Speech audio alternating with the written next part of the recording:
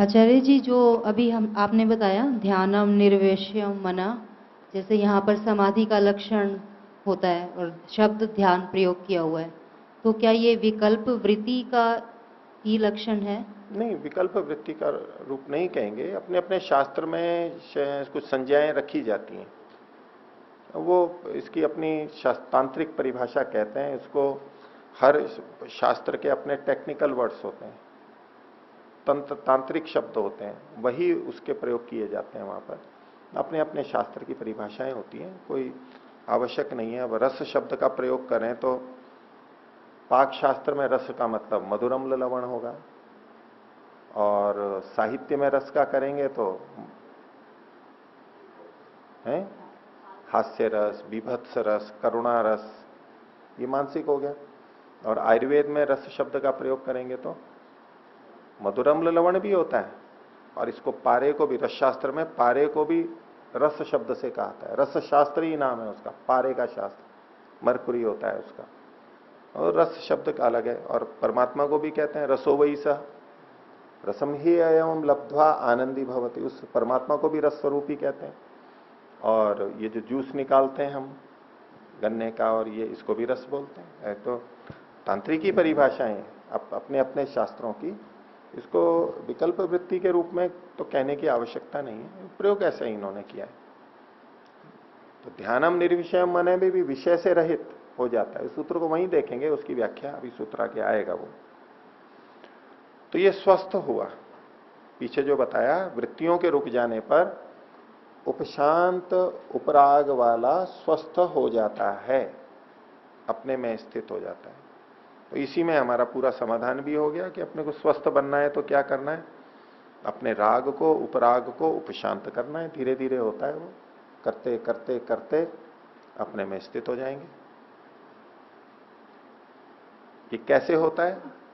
ये जो वृत्तियां चलती हैं हमारी, तो उसके लिए आत्मा को और विषयों के संदर्भ में समझाने के लिए एक उदाहरण दिया। जो आप मणि का उदाहरण पहले दे रही थी, देखिए 35वां सूत्र बोलिए। बोलेंगे कुसुमवच्च मणि ही, कुसुमवत, कुसुम के समान। कुसुम कहते हैं पुष्प को ना, अलग अलग रंग वाले पुष्प।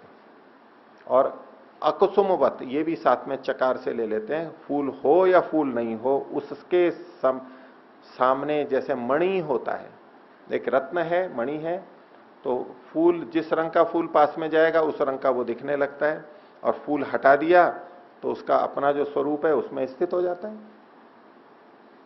तो ऐसे ही जब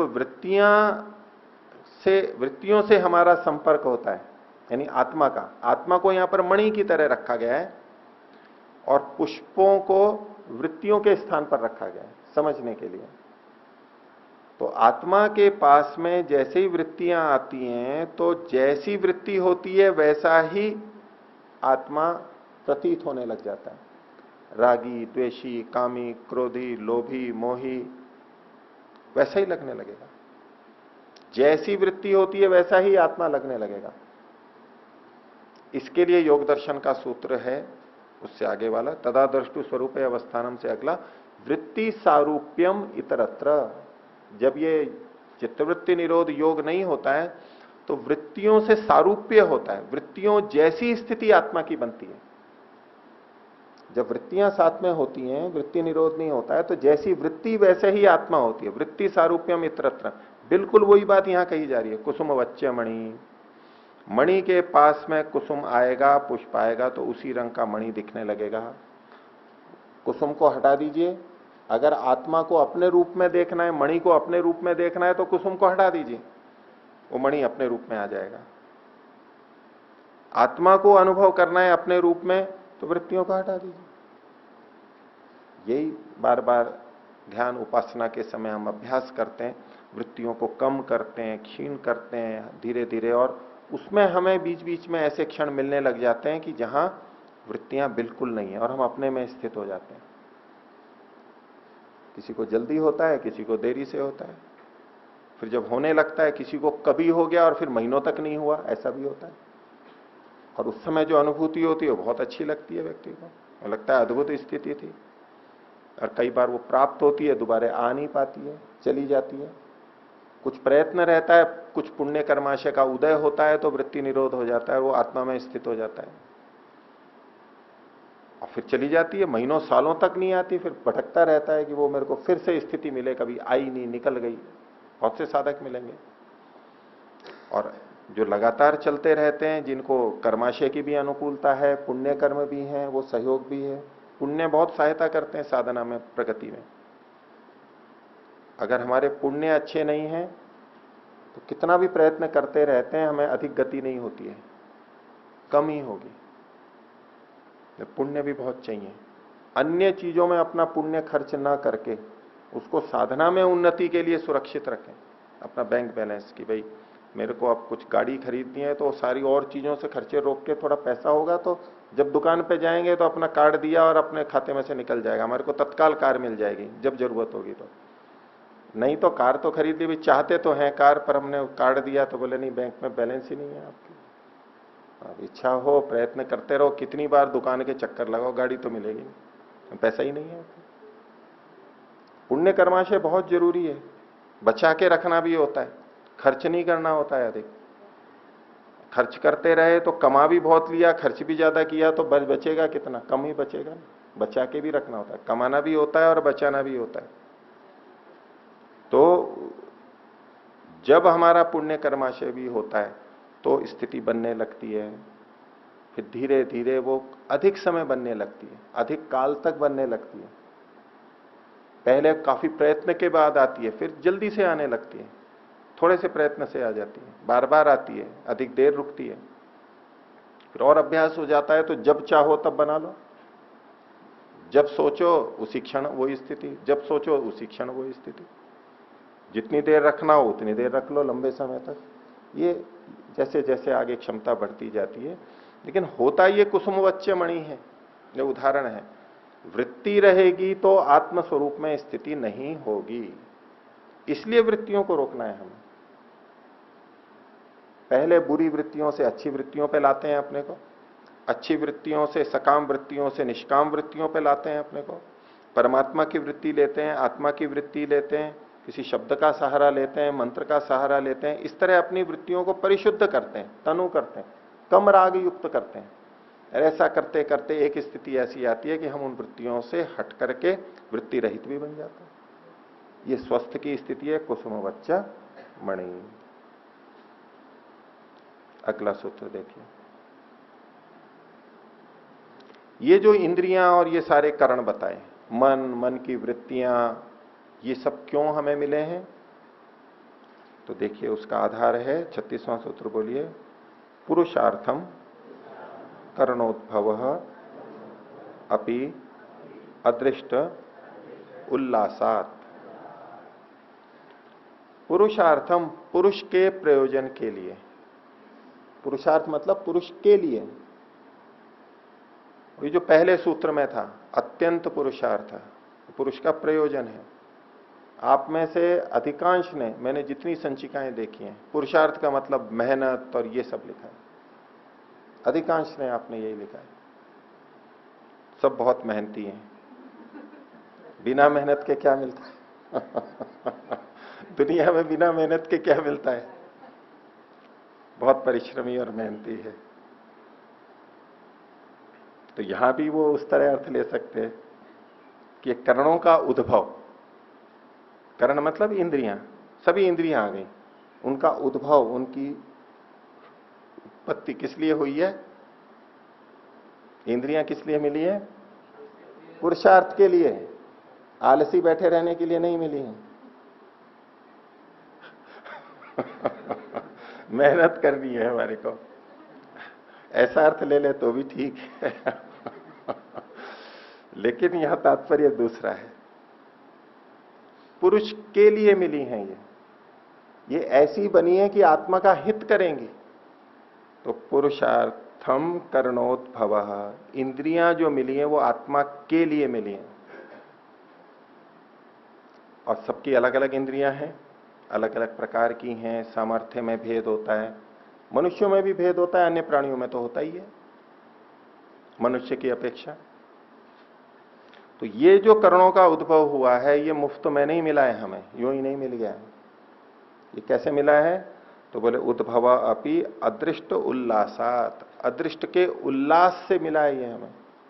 अदृष्ट मतलब हमारा भाग्य, जो हमने कर्म किए थे और अब वो भाग्य में चले गए हैं, उसके उल्लास से, उसके उभरने से, उसके परिणाम स्वरूप फल के रूप में मिला है ये हमें। जितनी इंद्रियां मिली हैं जिसको भी हमारे को, जैसी भी मिली हैं, निःशुल्क कुछ भी नहीं मिला है, मुफ्त में नहीं मिली है ये। इसकी कीमत दे करके हमने ये पाया है। जैसे कई बार होटल में या कहीं जाते हैं ना, पहले ही भुगतान करवा लेते हैं, टिकट पहले कट जाता है, फिर अंदर जाते हैं, पैसे पहले होते हैं, फिर अंदर जगह आपकी सुरक्षित होगी। अब फिर आप वहां जाकर के उसका लाभ उठाओ या मत उठाओ, चाहे वहां सो और चाहे देखो या समझो, कुछ भी करो, अंदर पैसे तो कट चुके हैं हमारे। तो ऐसे ही ये जो इंद्रियां, ये शरीर, ये बहुत अधिक पुण्यों के खर्च से मिले हैं। तो पुरुष के लिए जो कर्ण की उत्पत्ति है ये अदृष्ट के उल्लास से है, कर्मानुसार हमें मिली है। और वो कर्म हम यूं ही नहीं आ गए थे हमारे, वो हमने न जाने कैसे कैसे वो कर्म किए हैं। जैसे आज पुण्य कर्म करते हैं, ऐसे हमने पुण्य कर्म किए थे, वो हमारे थे, इकट्ठे थे, हमारी जमा पूंजी थी, उससे ये मिला है। अब उसका हमें उपयोग करना है, इससे कुछ और उत्पादन करना है, बहुत कमाई करनी है, अध्यात्म में प्रगति करनी है, तो वो भी कर सकते हैं। और आराम लेना है तो आराम भी कर सकते हैं, विषय भोग करना है तो वो भी कर सकते हैं। वो छूट है पूरी, जो चाहो वो करो, कोई परतंत्रता नहीं है परमात्मा की तरफ से। तो पुरुषार्थम करणोद्भवो अपि अदृष्टोल्लासात। और इन इंद्रियों की प्रवृत्ति कैसे होती है, तो उसके लिए एक उदाहरण दिया, देखो 37वां सूत्र, बोलिए। धेनुवत वत्साय। धेनु मतलब गाय, तो दूध देने वाली जो होती है उसको धेनु बोलते हैं। वत्साय, वत्स के लिए, उसका जो बच्चा होता है छोटा, उसके लिए। बछड़े के लिए जैसे मां होती है, बछड़ा क्या करता है, मां खुद बछड़े को दूध पिलाना चाहती है, मां खुद उसकी तरफ प्रवृत्त होती है और बच्चा दूध पी लेता है। बच्चे को तो यही लगता है ना, मुफ्त में मिला है मेरे को। यहां बछड़ा कौन है, आत्मा। और गाय धेनु कौन है, ये इंद्रियां।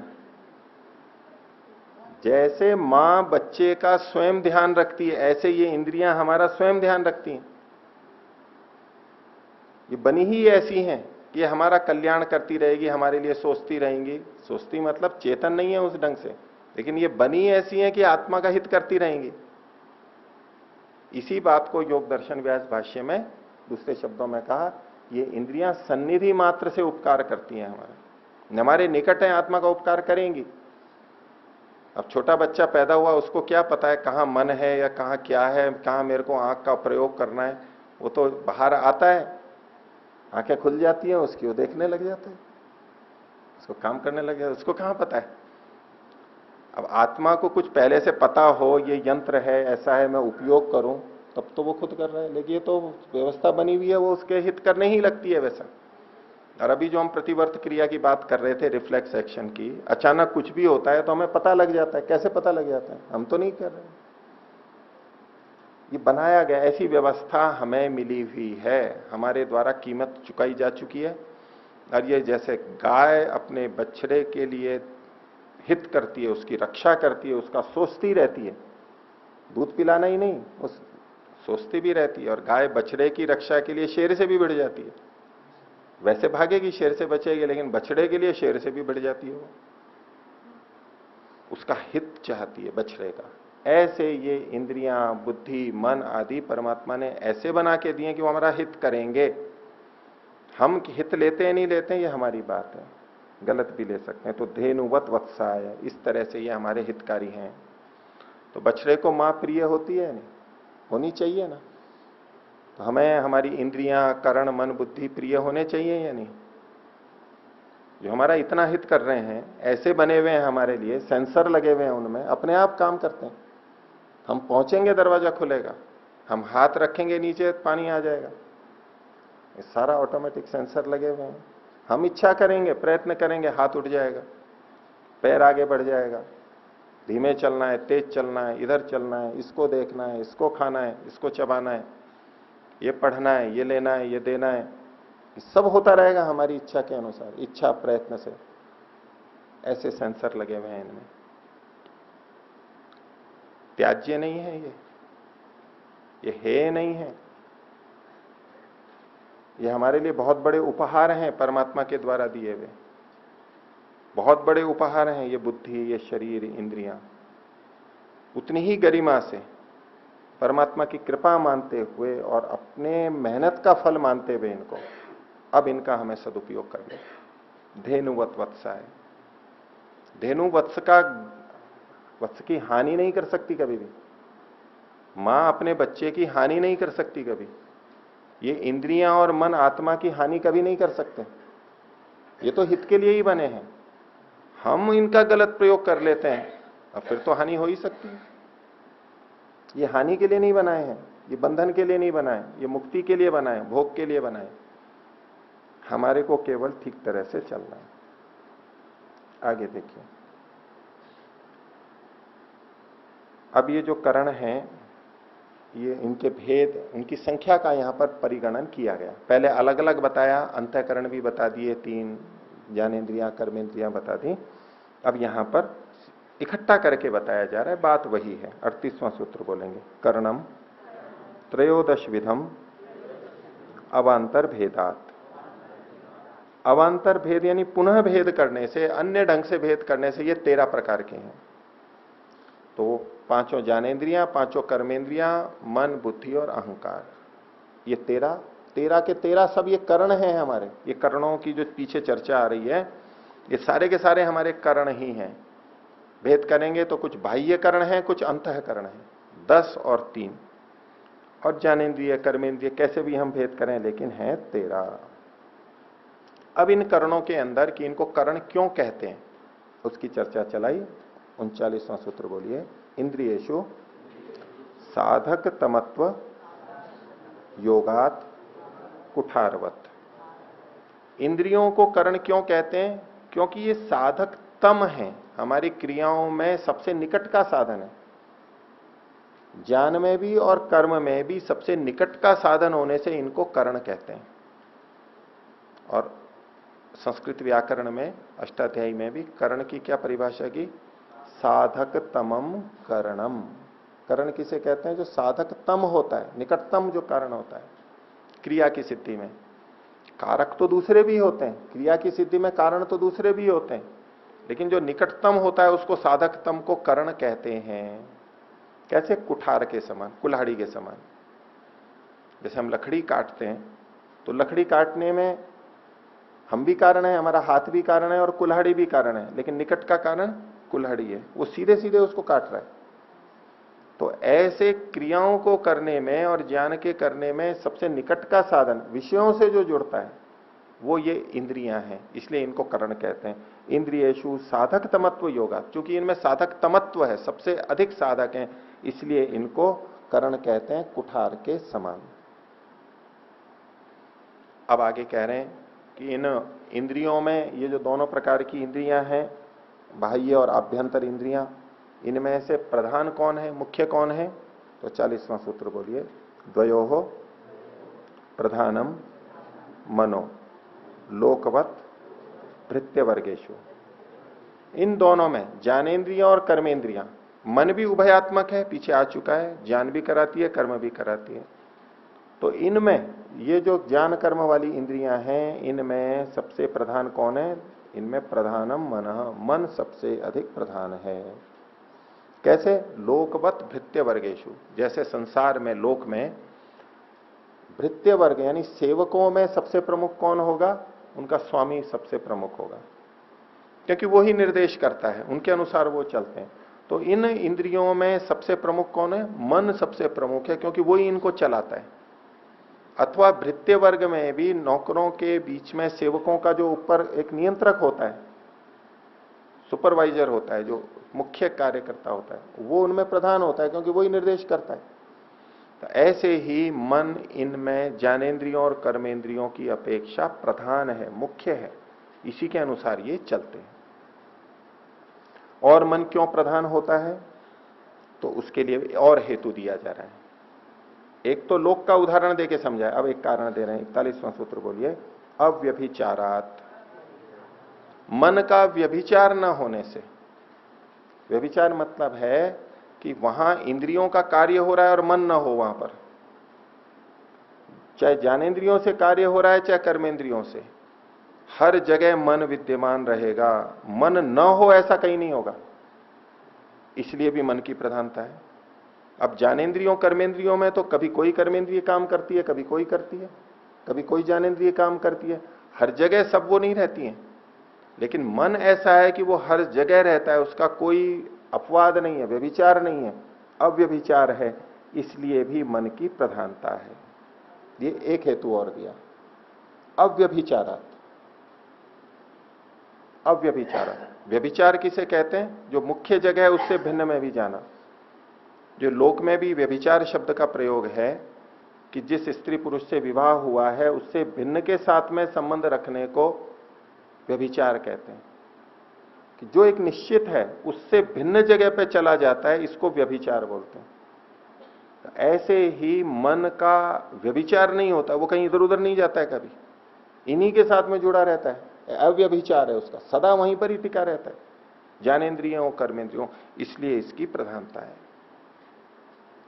और कारण बता रहे हैं, 42वां सूत्र बोलिए, तथा अशेष संस्कार आधारत्वात्।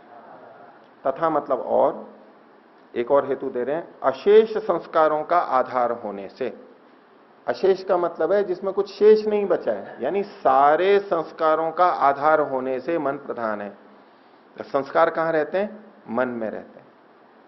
वासना रूप संस्कार, धर्माधर्म रूप संस्कार, जो भी संस्कार हैं, धर्माधर्म को एक बार छोड़ भी दें तो वासना रूप जितने संस्कार हैं, जो छाप पड़ रही है हमारे को ज्ञान की, वो सारी मन के अंदर रहती है। और संस्कारों से ही हमें फिर स्मृति उठती है, संस्कारों से ही हमें फिर क्लेश उठते हैं, संस्कारों से ही जो आदत पड़ी हुई है उसी ओर हम बढ़ते हैं। तो संस्कारों का सारा आधार ये मन है, इसलिए भी मन प्रधान है। तो तथा अशेष संस्काराधारत्वात्। और कारण बता रहे हैं अगले सूत्र में, क्यों मन की प्रधानता है। 43वां सूत्र बोलिए, स्मृति नहीं, स्मृत्या अनुमानाच्च। स्मृति से और अनुमान से भी मन की प्रधानता है। जितनी भी हमें स्मृति आती है वो मन के माध्यम से ही आती है, क्योंकि मन में ही संस्कार है, संस्कारों से ही स्मृति आती है। तो जितनी भी स्मृति होती है वो सारी मन के आधार से होती है, मन में होती है, इसलिए भी मन की प्रधानता है। और हमारे जीवन में स्मृति का बहुत महत्व है। स्मृति हटा दो तो कैसा जीवन हो जाएगा, परेशान हो जाता है आदमी, दूसरे भी परेशान हो जाएंगे।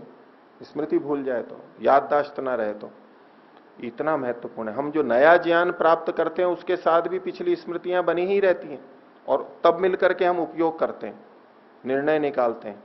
तो ये स्मृतियों का आधार है, क्योंकि संस्कारों का आधार भी है। तो स्मृति के कारण के द्वारा, और अनुमानाच्च, और जो हम अनुमान करते हैं, एक प्रत्यक्ष ज्ञान होता है और जो अनुमान ज्ञान भी करते हैं, वो अनुमान भी हम मन के द्वारा ही करते हैं। और प्रत्यक्ष तो हम बहुत थोड़ा करते हैं, अनुमान हम बहुत अधिक करते हैं। अनुमान का क्षेत्र बहुत बड़ा है, प्रत्यक्ष बहुत कम होता है, अप्रत्यक्ष बहुत होता है। अनुमान का प्रयोग हम बहुत करते हैं, उससे हम बहुत निष्कर्ष निकालते हैं, ज्ञान करते हैं बहुत सारा, वो सारा मन के माध्यम से करते हैं, इसलिए भी मन की प्रधानता है। इस संदर्भ में चित्त वाला विषय भी समझ लें कि जो अंतःकरण में मन बुद्धि चित्त अहंकार कहते हैं, तो चित्त वो होता है जो हमें स्मृति का कारण बनता है। तो कई जने जब कहते हैं तीन ही आप ले रहे हैं तो इस चित्त को किस में डालेंगे, तो चित्त को मन के अंदर लेंगे। मन की ही एक शक्ति चित्त है, क्योंकि मन ये स्मृति का कारण है, संस्कारों का आधार है, स्मृति का कारण है, ये शास्त्र कह रहे हैं। और चित्त का कार्य यही स्मृति ही बताया जाता है। तो चित्त मन के अंतर्गत ही आ जाएगा। चित्त का अंतर्भाव अंतःकरण में मन बुद्धि अहंकार में करना हो तो मन के अंदर करेंगे चित्त का, ये स्मृति के कारण से। और कारण बता रहे हैं कि क्यों मन की प्रधानता है। तो 44वां सूत्र बोलिए, संभवेत न स्वतः। हाँ, ये स्मृति के बारे में कह रहे हैं कि ये जो स्मृति है, ये स्मृति अपने आप नहीं होती है, ये मन के संस्कारों के आधार पर होती है। बिना संस्कारों के स्मृति नहीं होती है, इसलिए स्मृति का आधार मन ही है। संभवेत न स्वतः, स्मृति अपने आप नहीं होती। और अनुमान भी जब हम करते हैं, अनुमान प्रमाण का प्रयोग करते हैं, उसमें भी हम पूर्व अनुभूत ज्ञान का प्रयोग करते हैं। जब धुएं को देख के अग्नि का अनुमान करते हैं तो पहले जो हमने धुएं अग्नि का संबंध देख रखा है, व्याप्ति संबंध बना रखा है, वो हमें याद आता है, तब हम अनुमान कर पाते हैं। तो अनुमान प्रमाण का आधार पूर्व का प्रत्यक्ष, यानी प्रत्यक्ष किए हुए का संस्कार, उसकी स्मृति आती है, तब हम अनुमान का प्रयोग कर पाते हैं। तो स्मृति हो चाहे अनुमान हो, इन सब का आधार मन है, और बिना मन के ये न स्मृति हो सकती, न अनुमान हो सकता है। अगला सूत्र 45वां बोलिए, आपेक्षिको गुण प्रधान भाव क्रिया विशेषात।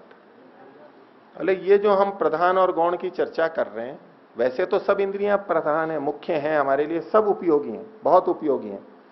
लेकिन ये जो गुण और प्रधान का भाव है, गुण मतलब ये अप्रधान है, कम उपयोगी है, और ये अधिक मुख्य है, ये है आपेक्षिक है। ये एक दूसरे की अपेक्षा से कथन कर रहे हैं।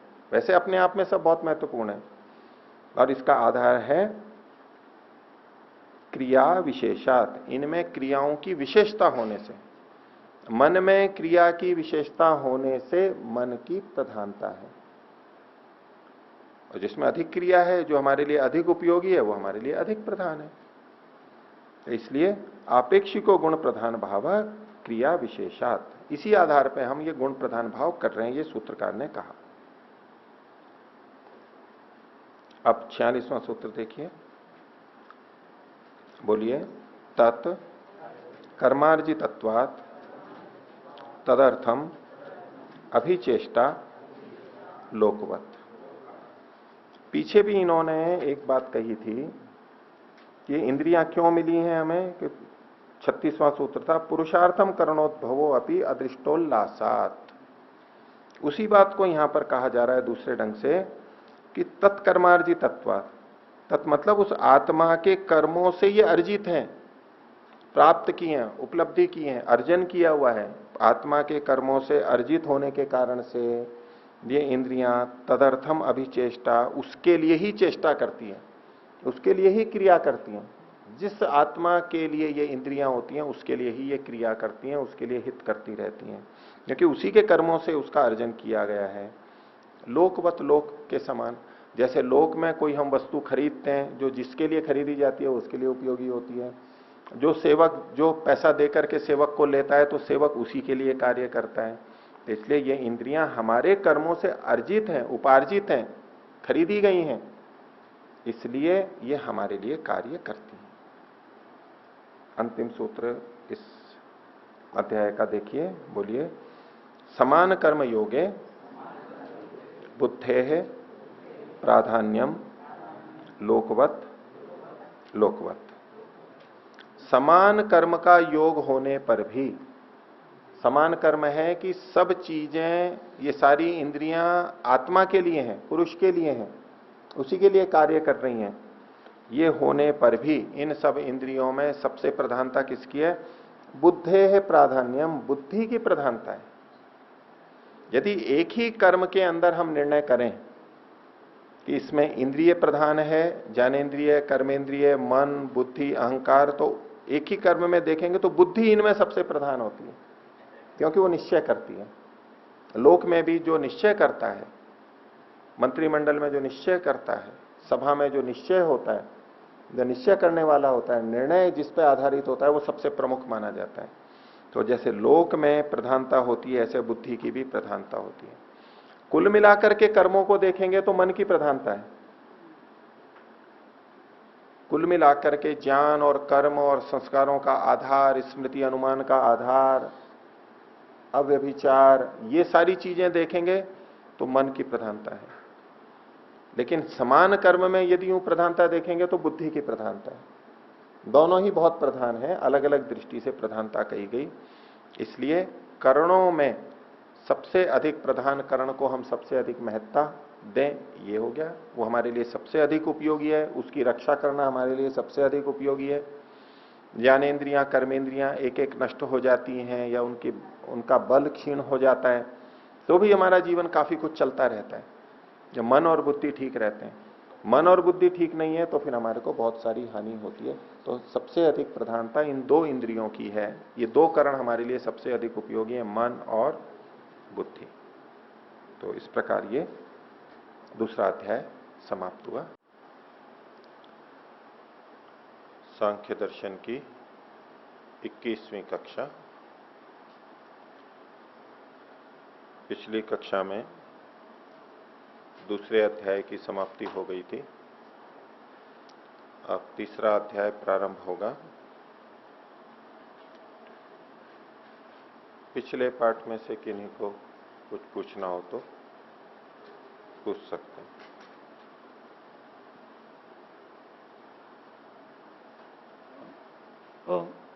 जी, दूसरे भी हाथ खड़ा कर दें, उनको दे दें मैं। जी, इसमें सूत्र नंबर 44(2) है। सूत्र संख्या 44(2) है। संभवे न स्वतः। हाँ जी, आनंद प्रकाश जी वाली में। हाँ जी, हाँ जी, 170 और 71 में, एक 170 में, एक 171 में। हाँ, ये अथवा करके इसकी दो व्याख्याएं की हैं। सूत्र तो एक ही है, ये दोनों नहीं समझ आई। देखिए 45 भी नहीं। देखिए सूत्र तो एक ही है, संभवे न स्वतः। तो उसकी जब दो व्याख्याएं की हैं इसलिए दो बार हो गया। आप जो कह रहे थे कि दो बार 44 संख्या आ गई है, तो दो अलग अलग सूत्रों को 44 संख्या नहीं दी है, ये एक ही सूत्र की व्याख्या भेद है। संख्या तो एक ही, दो बार उसको कहा गया है। हाँ, और 45वां तो एक ही बार है संख्या है। जी, और कोई? ओम आचार्य जी प्रणाम। जी बोलिए। आचार्य जी 36वां जो सूत्र है इसमें लिखा है कि आत्मा के प्रयोजन के लिए, हित के लिए ही इंद्रियां पुण्य कर्मों से मिलती हैं। तो पुण्य कर्म तो हर जन्म में होते हैं, जबकि इंद्रियां या तो जो है जब प्रलय हो जाती है तब मिलती हैं, या मुक्ति को बाद में लौटता है जीव तब मिलती है। तो पुण्य कर्म इंद्रियों का आधार कैसे है, ये समझ में नहीं आ रहा। मनुष्य शरीर में जो इंद्रियां मिली हैं, जो हमारे पुण्य, जहां हम नए कर्म कर सकते हैं, वहां पर ये हमारे पुण्य कर्मों के कारण से है। पुरुष के लिए है, और पुरुष का प्रयोजन मुक्ति की प्राप्ति मनुष्य जन्म में ही सिद्ध हो सकता है, यही हमें लगाना चाहिए। अन्य जो प्राणी है, अन्य शरीर है, इंद्रियां तो वहां भी होती हैं। इंद्रियां यानी स्थूल इंद्रियां, शरीर आदि तो वहां भी होते हैं, वहां उनका अपना वो भोग होता है। वहां भी जो इंद्रियां मिलती हैं वो भी अपने अपने कर्म के अनुसार मिली हुई होती हैं। उस प्रकार की बुद्धि नहीं मिलती जैसी मनुष्य को मिलती है। उनके काम चलाने के लिए वहां पर वैसी बुद्धि, हाथ पैर मिलते हैं, वहां उन कर्मों के भोग के लिए। हमारी कर्मेंद्रिय में ये उंगलियां हैं 5, ये बहुत विशेष है, इससे हम बहुत विशेष काम कर पाते हैं। मनुष्य शरीर में जैसे बुद्धि विशेष है, ऐसे ये हाथ की रचना भी बहुत विशेष है, ऐसी कहीं पर नहीं है। कई जगह तो केवल खुर है या सीधे पैर हैं, उनसे वो कुछ विशेष नहीं कर सकते जैसे मनुष्य कर सकते हैं। हम लिख सकते हैं, हम चित्र बना सकते हैं, सूक्ष्म काम कर सकते हैं, शल्य क्रिया कर सकते हैं, बहुत सूक्ष्म काम कर सकते हैं। तो हमारे कर्म के अनुसार हमें इस रूप में मिले हैं ये, और अन्य प्राणियों को उनके कर्मानुसार वहां पर मिले हैं कर्मानुसारी। बुद्धि आदि भी, शरीर भी इसमें आ गया, इंद्रियां भी इसके अंतर्गत आ गई। ये तो आचार्य शरीर की विशेषता है, इंद्रिय सूक्ष्म तो सब एक सी है ना, मतलब हमारे शरीर की बनावट इस तरह की है, देखिए हम इंद्रिय हमारे पास- शब्द से दोनों का ग्रहण होता है। एक स्थूल इंद्रिय है, वो मैंने बाहर का आपको कारण बताया। अंदर की जो सूक्ष्म इंद्रिय है उसको अगर आप लेंगे तो वो सूक्ष्म शरीर पूरा आ जाएगा। सूक्ष्म इंद्रियां जो हैं वो भी हमें हमारे उपयोग के लिए हमारे कर्मों के अनुसार प्राप्त हुई हैं, वो सबको हुई हैं। जब भी प्राप्त हुई, मतलब हर जन्म में तो प्राप्त होती नहीं स्थूल शरीर तो। वो एक ही बार सृष्टि के प्रारंभ में प्राप्त होती है या मुक्ति से लौटते हैं तब प्राप्त होती है। जी। मुक्ति से जो लौटेंगे वो तो कर्म के कारण से नहीं है, पिछले कर्म के कारण से नहीं है, नए कर्मों को करने के लिए मिलती है। मुक्ति से लौटे तब तो, और बंधन का कार्य चल रहा है तो उस समय तो हमारे कर्म के अनुसार होनी चाहिए। अदृष्ट के उल्लास के कारण से है। इसमें इंद्रिय शब्द से हम सूक्ष्म इंद्रिय और स्थूल इंद्रिय जो बाहर हमें दिखाई देती है दोनों को मिलाकर के लेना ज्यादा संगत है। जी, धन्यवाद। और जी, आचार्य जी 12 मास ये दिशा काल वाला पूरा नहीं समझ में आया। 12वां सूत्र। हाँ जी, दिशा काल। दिक्कालौ आकाशादिभ्य निर्धारणीय। दिशा और काल का निर्धारण कैसे करते हैं हम? दिशा और काल अपने आप में वस्तु है या नहीं है? जैसे कि इन्होंने बाकी चीजों को बताया था, प्रकृति से बनती हैं, ये अपने आप में होती हैं।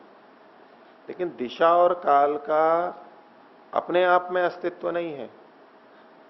दिशा भी अन्य वस्तुओं की अपेक्षा से ही कही जाती है और काल का कथन भी, व्यवहार भी अन्यों की अपेक्षा से ही होता है। इनका स्वतंत्र अस्तित्व नहीं होता है। ये इस सूत्र में कहा है। ठीक है, हो गया? हाँ, उसको आप कल्पना कह लीजिए, लेकिन कल्पना का ये मतलब नहीं कि वो बिल्कुल असत्य है, मूर्खता है, ऐसा भी नहीं समझिए।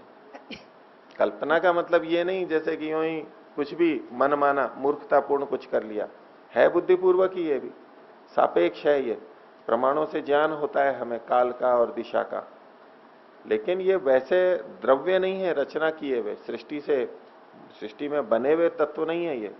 इनका अपेक्षा से अपना अस्तित्व वो नहीं है। द्रव्य रूप में, अस्तित्व। वैसे कण के रूप में। हाँ जी। वैसी जो कण वस्तु बोलते हैं ना, जैसे मूल प्रकृति से बना है, जैसे मिट्टी से घड़ा बनता है, ऐसे इनका तत्व के रूप में, कण के रूप में अस्तित्व नहीं है कि अनेक अवयवों के संघात से मिलके बने हों, ऐसा नहीं है। अब यूं हम अनेक अवयव काल के बता लेते हैं कि वर्ष है, फिर महीने हैं, फिर पक्ष है या सप्ताह है, दिन है, घंटे हैं, मिनट है, सेकंड है, क्षण, ये हम उसके अवयव भाग तो कर लेते हैं, लेकिन ये सारे बुद्धिकृत हैं। वास्तव में वहां पर कुछ अवयव नहीं है जो मिल मिल करके और काल बन गया हो। और ऐसे ही दिशा का भी है। अब दिशाएं वैसे तो 4 हैं, बीच बीच की और लगा लें तो 4 और 8 ऊपर नीचे की, और उनके बीच बीच में भी तो छोटा छोटा छोटा छोटा छोटा छोटा छोटा आप कितना भी कर लो ना।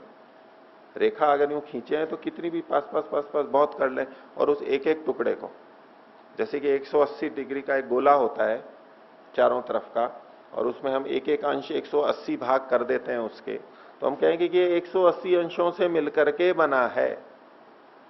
तो ऐसे 180 या उससे ज्यादा भी कल्पित करना चाहें तो कर लें, और छोटे छोटे छोटे, लेकिन उसका ये मतलब नहीं कि ये उन छोटे छोटे टुकड़ों से मिलकर के बना है। ये दिशाएं एक अंश, इतने अंश मिलकर के बनी है। ये केवल हमारे बुद्धि से हम ऐसा विचार लेते हैं, वास्तव में कुछ वो अनेक अवयवों के मिलने से बना हो ऐसा नहीं है। वही बात कही कि अन्यों की अपेक्षा से इनका निर्धारण हम कर पाते हैं, व्यवहार कर पाते हैं। ओम। कौन है? ओम जी आचार्य जी। हाँ बोलो। आचार्य जी 24वें सूत्र का भावार्थ एक बार। 24वां जी। शक्ति भेदेपि भेद सिद्धौ नैकम। ये इंद्रियां एक नहीं है, नैकम। क्यों? क्योंकि शक्ति का भेद होने से भी, शक्ति हमें अलग अलग दिखाई देती है। कैसी शक्ति? जैसे दर्शन की शक्ति, देखने की शक्ति, श्रवण की शक्ति, स्पर्श की, ऐसे इन 5 ज्ञानेंद्रियों की और अंदर की भी लगा लें चाहे, इनकी शक्तियों का भेद। इसी तरह कर्मेंद्रियां भी 5 हैं तो सबकी अपनी अपनी शक्ति है। उसके भेद से, शक्ति का भेद होने से इनके भेद की सिद्धि हो रही है कि ये अलग अलग है, इसलिए ये एक नहीं है। इसकी पृष्ठभूमि क्या थी कि पिछले सूत्र में जब ये कहा कि ये इंद्रियां तो अतीन्द्रिय हैं, अतीन्द्रिय हैं मतलब ये बाहर गोलक हैं, ये नहीं अंदर हैं, तो पूर्व पक्षी ने एक आक्षेप रखा कि भाई ठीक है, फिर बाहर से तो गोलक अलग अलग दिख रहे हैं, अंदर से तो हम एक ही मान लेना इसको। ये 5 और 5 10, 5 ज्ञानेन्द्रियां, 5 कर्मेंद्रियां, ये 10 इंद्रियां क्यों मान रहे हैं, आप एक ही मान लो ना। जब उन्होंने ये कहा तो उसका उत्तर यहां है कि नहीं, एक नहीं है। ये कैसे पता लगा एक नहीं है? तो चूंकि इनमें शक्ति की भिन्नता है, सामर्थ्य की भिन्नता है, इससे पता लगता है कि ये भिन्न भिन्न है। तो शक्ति भेदे भी भेद सिद्धौ न एकम, एक नहीं है, ये इनकी प्रतिज्ञा है। और ये हेतु दिया हुआ शक्ति भेदे भी भेद सिद्धौ। 27वां 27। हाँ, गुण परिमाण गुण परिणाम भेदात नानात्वम अवस्थावत, ये मन के प्रसंग में है। पिछला 26वां सूत्र मन का है, उभयात्मकंच मना, मन ज्ञानेन्द्रिय कर्मेंद्रिय दोनों है। अब ये जो मन का नानात्व हमें पता लगता है, भिन्नता, नाना मतलब तो अनेक प्रकार का होना, एक से अधिक का होना, उसको कहते हैं नानात्व, अनेक पना, कि मन एक नहीं हो, लगता है मन जैसे अनेक हो। तो ये जो नानात्व हमें दिखाई देता है, ये कैसे होता है? गुणों के परिणाम के भेद से होता है। कभी बहुत प्रसन्न हो जाते हैं, कभी दुखी हो जाते हैं, कभी उत्साहित होते हैं, कभी अवसाद में चले जाते हैं, कभी द्वेष से युक्त हो जाते हैं, कभी प्रेम से युक्त हो जाते हैं। तो लगता है जैसे मन कितना बदल गया, ये अलग अलग मन है क्या? एक ही होता तो इतना कैसे हो सकता था भिन्न भिन्न? तो ऐसा लगता है जैसे बिल्कुल ही नई चीज आ गई हो। तो ऐसा जिनको प्रतीत होता है कि ये जो भिन्नता दिखाई दे रही है, उसका कारण क्या है? गुणों के परिणाम के भेद से। गुणों में बदलाव आ जाता है, परिणाम में भेद आ जाता है, इसलिए ये अनेक दिखाई देते हैं। उदाहरण दिया अवस्था के समान। अवस्था का मतलब बाल्यावस्था, युवावस्था, वृद्धावस्था, शरीर की अवस्था है। शरीर के एक रहते हुए भी गुणों में, यहाँ के घटकों में परिवर्तन आने से अवस्था में बदलाव दिखाई देता है शरीर वही। इसी प्रकार से घड़े को ले लीजिए, घड़े की भी नया, मध्य का और पुराना एक ही घड़ा है, लेकिन उसकी अवस्थाओं में भेद होता है। क्यों? उसके घटकों में परिवर्तन आ जाता है। ऐसे ही मन के भी गुणों में, यानी सत्वर स्तंभ में उभार और न्यूनता के भेद से ये परिवर्तन आता है। तो इन्होंने इसमें इंद्रियों को कहा है जी। ये बात तो कल हो चुकी थी। और दूसरी बात जी ने पूछा था इंद्रियों के लिए कहा है, मतलब उन्होंने ये बात रखी कि ये इन्होंने अहंकार से लिया है ना, अहंकार से इंद्रियां बनती हैं। तो एक अहंकार से ये 11 इंद्रियां कैसे बन जाती हैं? कि गुणों के परिणाम के भेद से ये 11 इंद्रियां हो जाती हैं, जैसे अवस्था का भेद होता है। ऐसा लिखा है ना जी। ये प्रश्न कल पूछा था उन्होंने, माता जी ने। तो इसका उत्तर ये है कि अब मान लो एक अर्थ वो कर दिया, अब प्रसंग चल रहा था मन का, मैंने 3 कारण बताए थे उसमें कि क्यों यहां पर मन का ही ग्रहण किया जाएगा। तो पहला तो प्रसंग के भेद, प्रसंग के कारण से कि उभयात्मकंच मन, पिछला सूत्र है तो ये भी मन के बारे में ही है, एकदम तत्काल बाद में। तो ये अहंकार से इंद्रियां बनी है, उस प्रसंग में नहीं जाएगा। ठीक है, वो अर्थ नहीं लेना चाहिए हमें। एक तो प्रसंग के कारण से, ये एक तर्क दे रहा हूं, युक्ति दे रहा हूं, क्यों यहां मन का ही अर्थ लिया जाएगा। दूसरा वाला जो अभिप्राय लिया है दूसरे भाष्य में, वो क्यों नहीं ठीक है। एक तो मन का हो गया। दूसरी बात, जो उन्होंने अहंकार से इंद्रियों की उत्पत्ति यहां पर बताई है, ये तो पीछे बता चुके। कहां? 16वें सूत्र में जब अभिमानो अहंकार, उसके बाद 17वें सूत्र में कहा एकादश पंच तन्मात्रम तत्कार्यम, और उसके आगे कहा सात्विकम एकादशकम प्रवर्तते वैकृताद अहंकारात। ये बात तो वो वहां कह चुके हैं। अहंकार का प्रसंग था और इंद्रियों की उत्पत्ति कैसे होती है ये बता चुके। तो उसको अभी अभी तो बता के आए, उसको फिर वापस बताने का कोई प्रसंग नहीं है। तो दूसरा भी तर्क युक्ति लगती है कि इंद्रिय निर्माण वाली प्रक्रिया ठीक नहीं है। तीसरा इसमें युक्ति बनेगी, इन्होंने उदाहरण दिया अवस्थावत, अवस्था के समान। ये उदाहरण यहां घटना चाहिए अवस्था मतलब शरीर आदि की अवस्था के, तो शरीर एक होते हुए भी उसमें भिन्न भिन्न अवस्थाएं बदल रही हैं। एक ही की तो अवस्था भेद मानेंगे।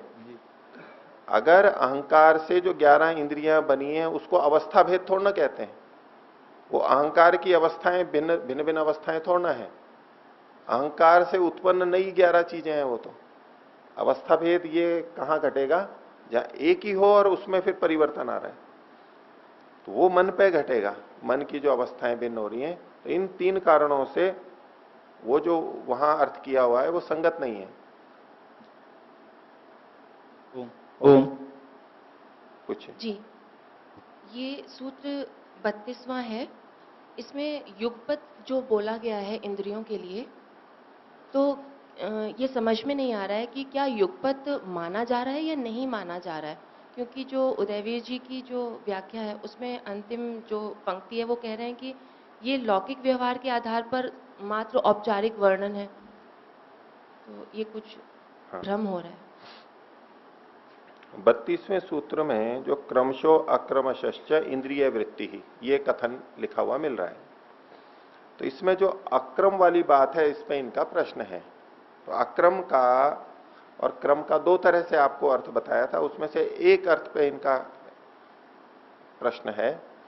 एक ये था क्रमशः मतलब इंद्रियां, ज्ञानेन्द्रियां एक एक करके ज्ञान प्राप्त कराती हैं, एक साथ नहीं कराती। ये तो है क्रमशः का अर्थ।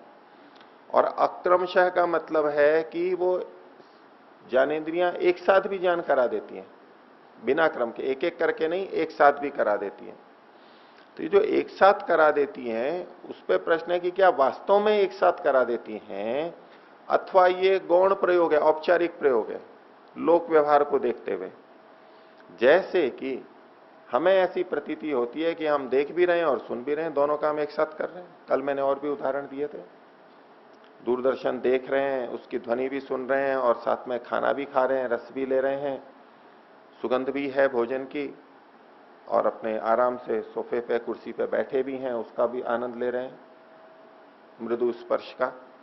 तो ये एक साथ अनेक इंद्रियों का उपयोग, ये अक्रम वृत्ति, एक साथ होना, ये लोक में देखा जाता है। तो चूंकि लोक में देखा जाता है, इसलिए अक्रम शब्द का यहां पर प्रयोग कर दिया है। इसको कहते हैं औपचारिक प्रयोग, गौण प्रयोग, वास्तविकता नहीं है।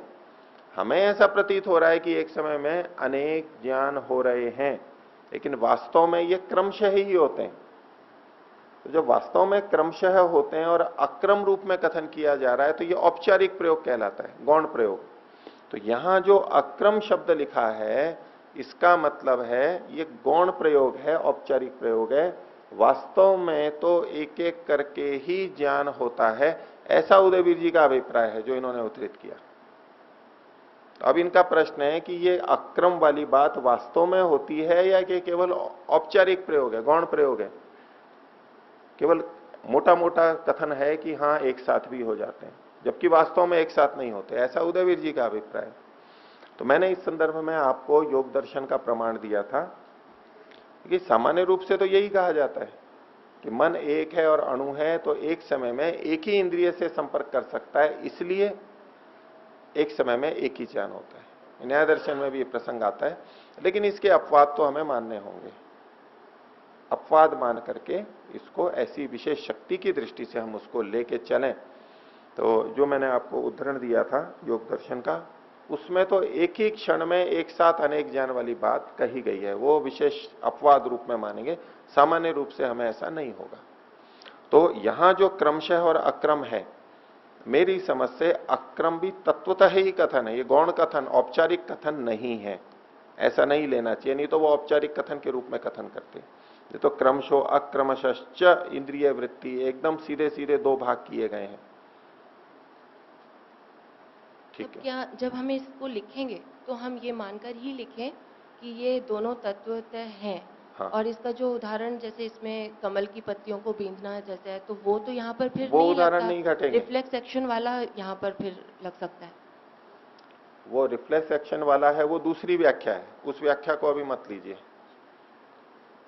एक तो ये था क्रम का मतलब, जो रिफ्लेक्स एक्शन वाला है वो वहां कब लेंगे, जब एक है कि आत्मा ने बुद्धि से निश्चय करके मन को प्रेरित किया, मन से इंद्रिय और इंद्रिय से विषय, और उल्टा होगा तो विषय इंद्रिय मन और बुद्धि आत्मा, ये एक क्रम है, एक के बाद एक, ये प्रोसेस है, प्रक्रिया है ये। तो जब हम ये अर्थ करते हैं तो एक तो क्रमशः होता है, यानी आत्मा से शुरू होता है आत्मा तक जाता है, और अक्रम का मतलब है आत्मा से शुरू नहीं होता है, वो आलंबन की तीव्रता से बस विषय आया और आत्मा तक पहुंचा है, ये अक्रम हो गया, रिफ्लेक्स एक्शन वाला। ये दूसरा अर्थ है, ऐसा अर्थ करेंगे तो वो उदाहरण दीजिए आप। अभी जो क्रम और अक्रम चल रहा है वो बिल्कुल अलग व्याख्या है, स्वतंत्र व्याख्या है। वहां क्रम का मतलब है एक एक करके, एक समय में एक विषय का ज्ञान, और अक्रम का मतलब है एक ही क्षण में अनेक विषयों का ज्ञान।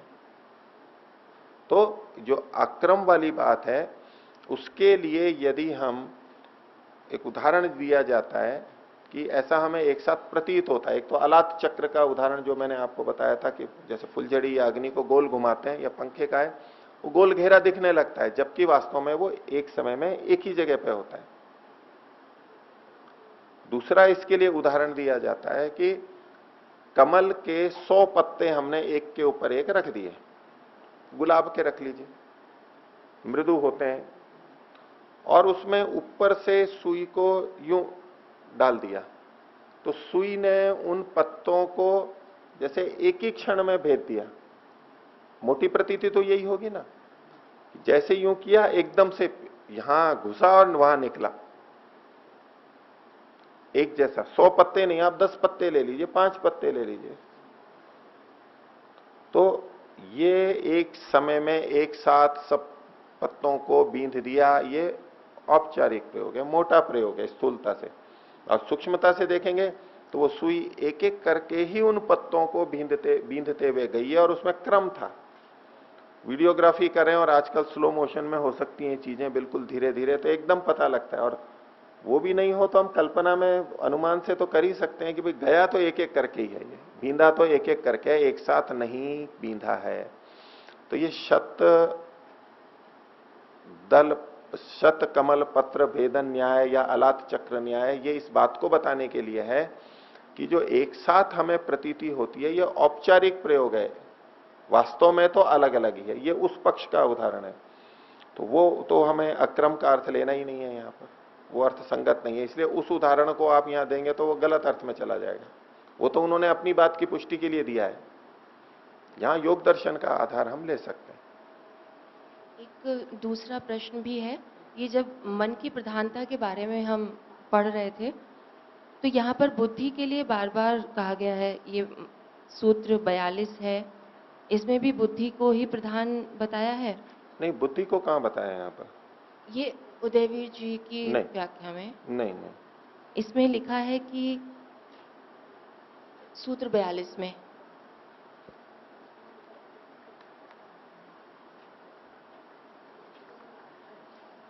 जी, अशेष संस्कारों का आधार होने से समस्त करणों में बुद्धि को प्रधान माना जाता है। नहीं, ये संशोधन कर लीजिए। ऐसे- देखिए ये क्यों ऐसा कम माने। अब ये जो ऐसे प्रसंग जब आते हैं ना, मान लीजिए उन्होंने बुद्धि यहां लिख दिया, उनके मन में ये धारणा होगी कि मन में क्या संस्कार रहेंगे, संस्कार तो बुद्धि में रहते हैं।